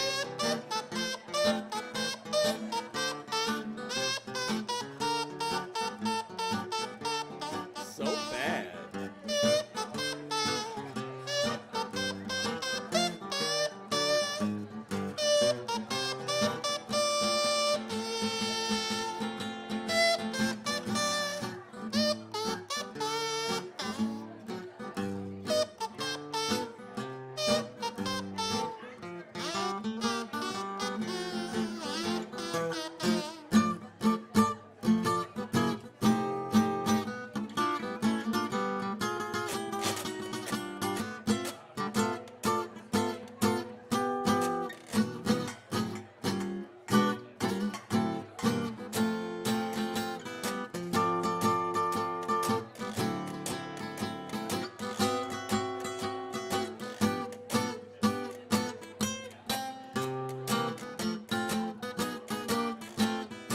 If you be my dustpan, and I would be your broom, then we can work together. Work together all around the room, all around the room. I'd be your dishpan. Won't you be my pulling line? Then we'd hang out together. Ooh, wouldn't that be fine? I would be the dishpan, would providing you'd be the perfect dish. We'd hang out after meals, dear. One more could you wish? One more could you wish? I'd be your window. Won't you be my window shade? And that's this porter's love song to his chambermaid, chambermaid, chambermaid. Yes, yeah.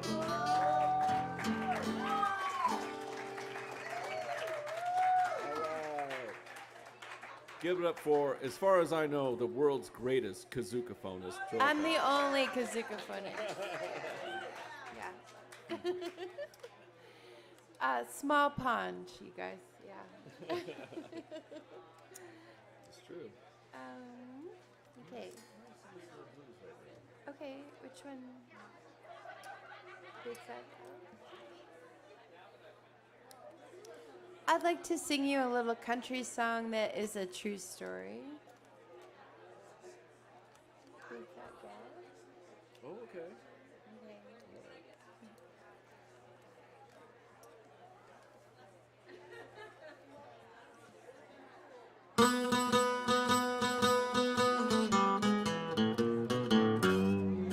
It takes a whole lot of hugging, a whole lot of kissing for a big fat gal like me. It takes a whole lot of petting. You can be a betting that that's the way it's gonna be. 'Cause when a man loves a skinny gal, his eyes begin to roam. Why should he take the stovepipe when he can have the stove? It takes a whole lot of hugging, whole lot of kissing for a big fat gal like me.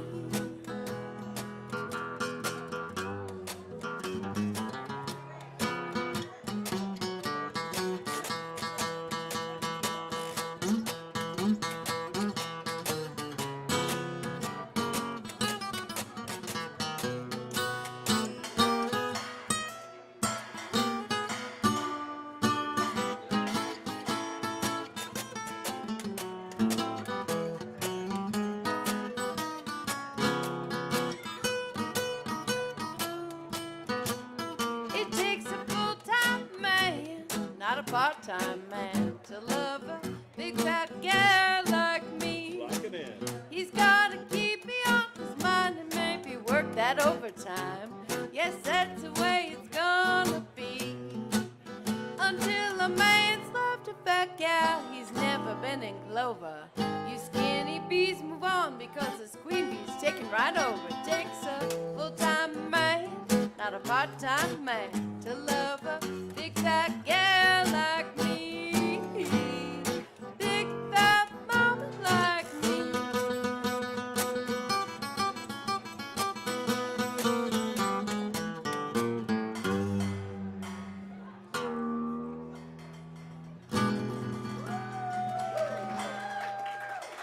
True story. Sweet. Something sweet?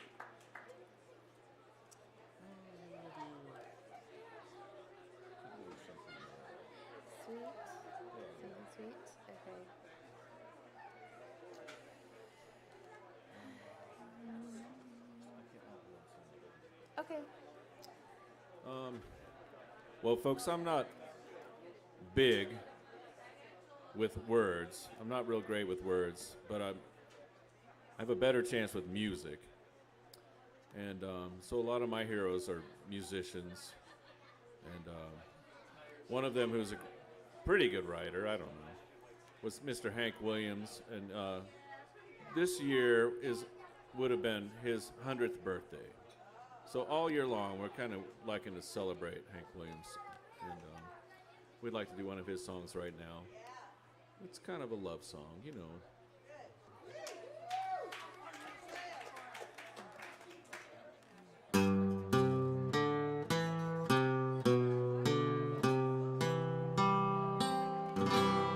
Today I passed you on the street, and my heart fell at your feet. I can't help it if I'm still in love with you. Somebody else stood by your side, and he looked so satisfied. I can't help it if I'm still in love with you. A picture from the past came slowly stealing As I brushed your arm and walked so close to you, and suddenly I've got that old time feeling. I can't help it if I'm still in love with you.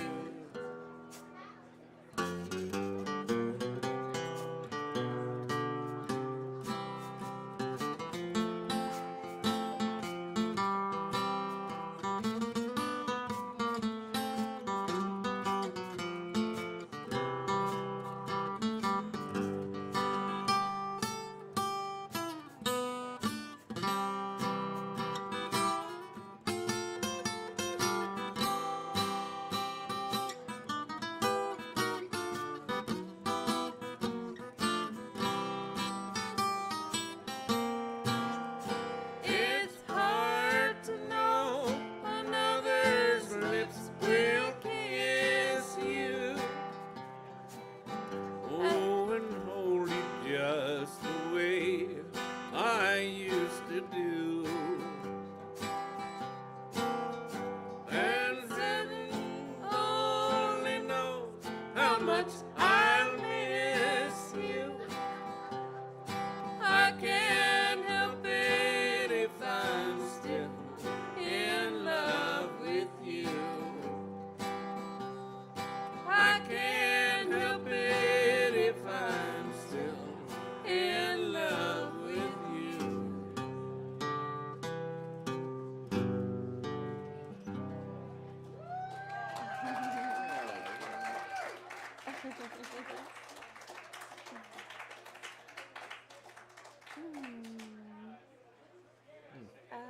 What do you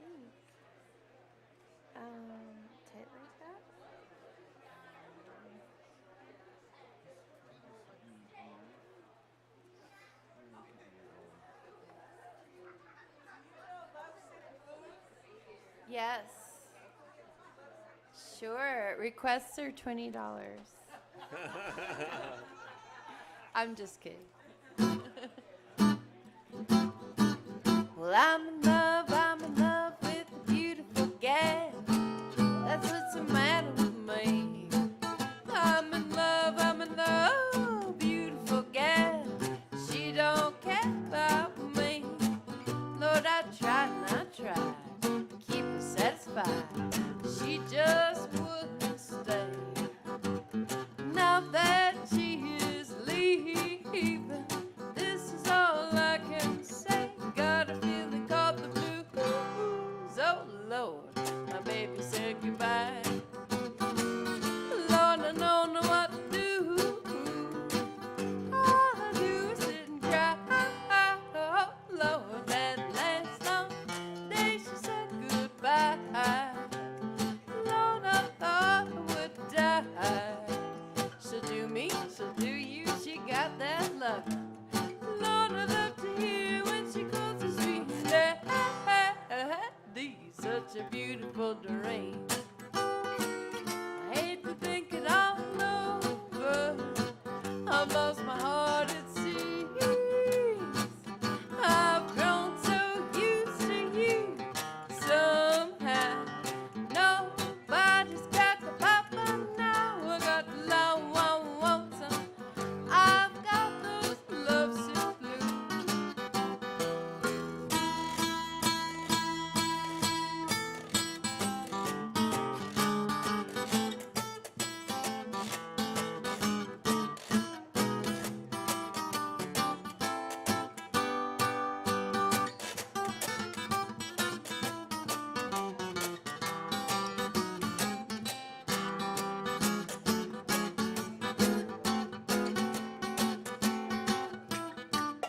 Got a feeling called the blues. Oh Lord, my baby said goodbye.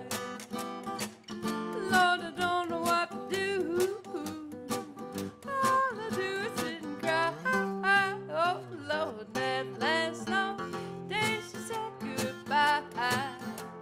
Lord, I thought I would die. She'll do me, she'll do you, she got that loving. Lord, I love to hear when she calls us sweet daddy. Such a beautiful dream. I hate to think it all over. I've lost my heart, it seems. I've grown so used to you somehow. Nobody shook a papa now. I got the love I want some. I've got those lovesick blues. Love I want some. I've got those lovesick blues.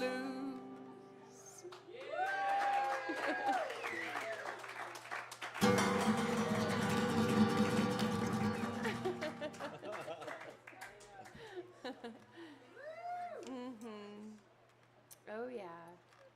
Hank all day. No problem. Yeah.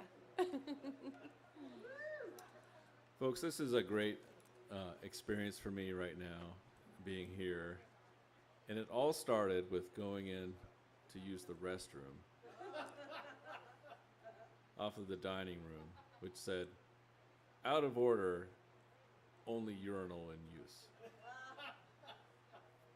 Because part of what I consider the beginning of my life, when I was coming into my own, my folks moved up here and brought me with them. And after a while, I ended up working here at the lodge doing maintenance. And so I'm clogging toilets. It was a part of the job. And so I was like, oh yeah, I put that sign up on that bathroom a lot of times. And actually, I didn't start playing music till I basically moved here. And the first time I played for any people other than my friends was right here in the dining room. And then a lot to do with that, I have to thank Rich and Fishtrap a lot. Although, like I said, I wasn't ever too big on words. I was more into the music part. But, Rich was great, and he's part of all this. I don't want to just say you, even though I can put a name on you, but it's really like all this Fishtrap and This community, yeah. the word people, Yeah. who, like, you know, it was a big deal to me then, wrote up a really nice letter and helped me get into EOU and start studying music. So, Thank you, Rich. yeah. Yeah. Yeah. And boy, look at me now.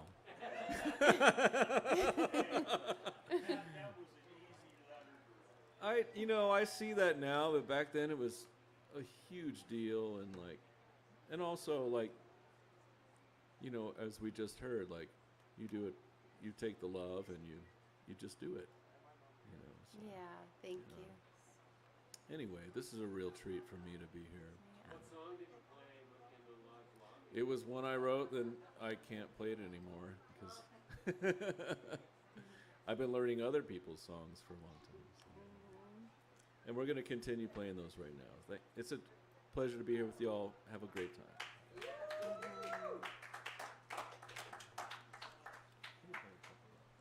Okay. What flavor? Oh, can I do a Mom and Dad's Waltz right now? I guess so. Yeah. I guess we're gonna keep it in the country vein with a little Lefty Brazil song. And this is dedicated to Matt's parents. Yeah, while we're talking history, I guess. A Lefty Frizzell song that he wrote. It's a big popular song for him, Mom and Dad's Waltz. I never felt I had the right to do it or sing it at all until recently. So.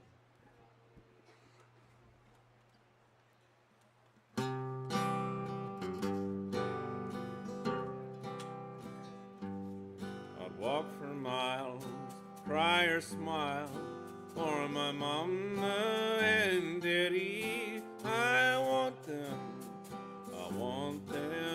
to know how I feel. My love is real for my mama and daddy. I want them to know I love them so.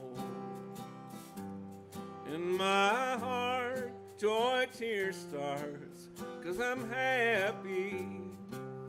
And I pray night and day for Mom and Pappy. And each night I'd walk for miles, cry or smile for my mama and daddy. I want them to know I love them so.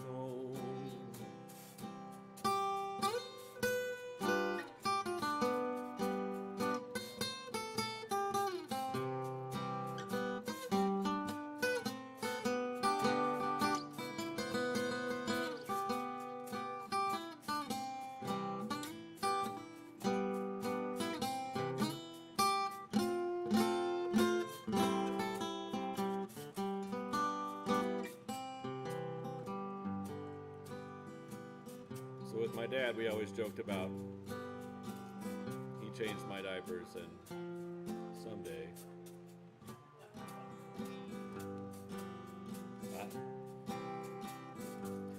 I'd do the chores, change dirty drawers for my mama and daddy. I want them to live on till they're gone. I'd work and slave and never rave to my mama and daddy, 'cause I know I owe them my all. In my heart, joy, tears, stars, 'cause I'm happy.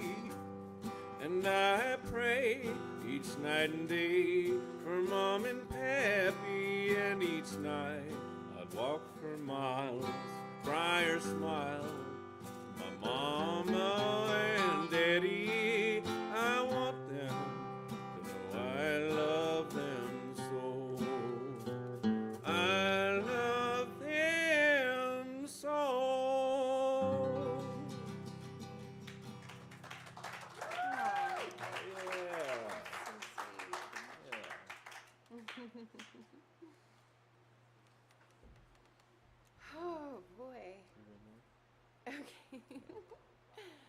I guess we'll play one more, unless you guys want more. Just let us know Yeah. what you want. Yeah. The applause-o-meter will tell. Mm-hmm. Good night.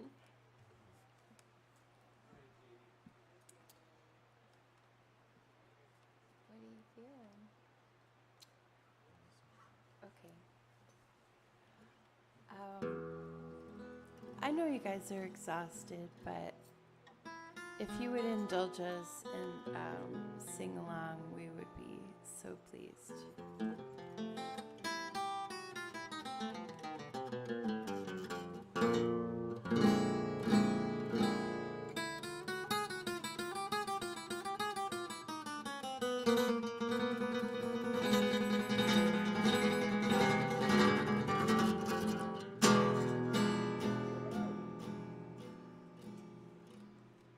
The other night, dear, as I lay sleeping,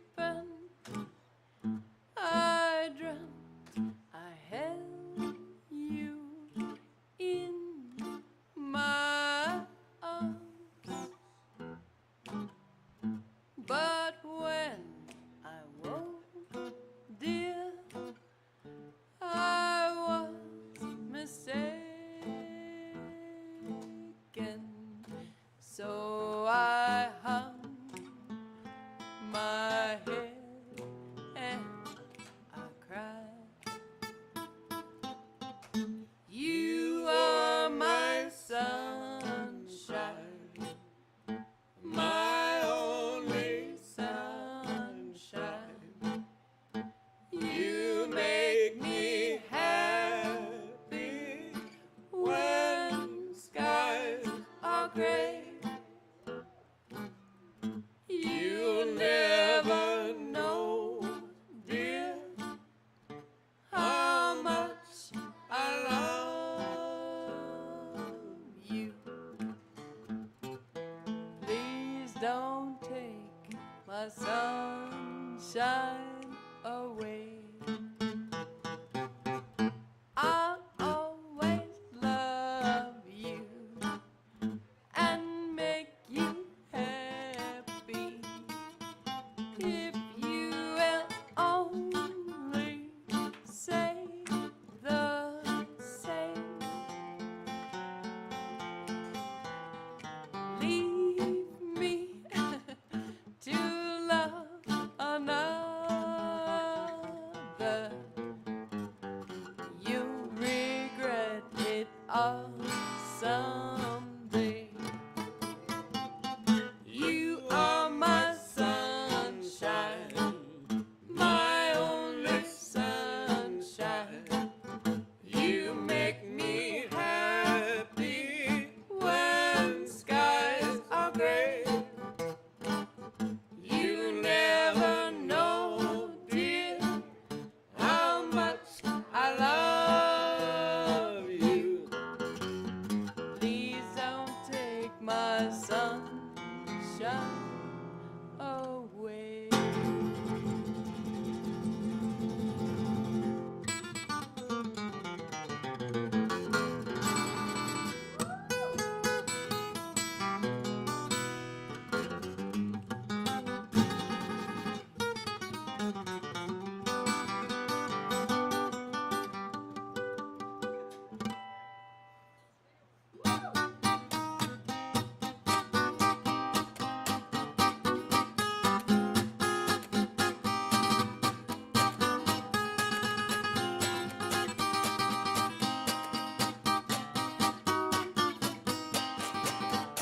You told me once here that you really, really loved me and no one else would come between. But then you left me to love another. You have shattered all of my dreams. You are my sunshine, my only sunshine. You make me happy when skies are gray. You never know, dear, how much I love you. Please don't take my sunshine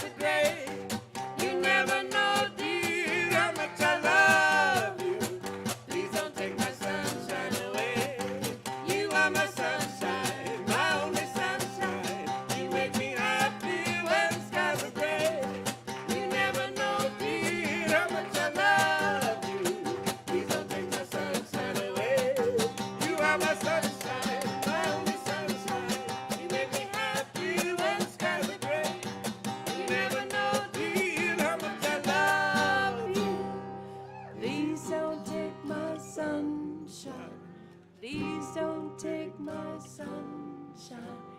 Please don't take my sunshine away.